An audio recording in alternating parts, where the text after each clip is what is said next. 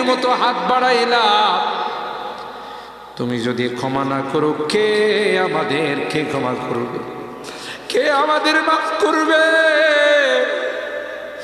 ভিক্ষুকে একজনের কাছে ভিক্ষা না পেলে আরেকজনের কাছে পায়, এক দুয়ার থেকে বিতাড়িত হলে আরেক দুয়ারে যায়। তোমার দরবার থেকে যদি মাহরুম হয়ে যায়, বিতাড়িত হয়ে যায়, কার কাছে যাব, কে আমাদেরকে ক্ষমা করবে? মালিক রে, কাঙ্গালের মতো হাত বাড়াইলাম, তাওবা করতেছি, আর জীবনে কোনোদিন নামাজ ছাড়ব না, আর জীবনে কোনো গুনাহ করব না,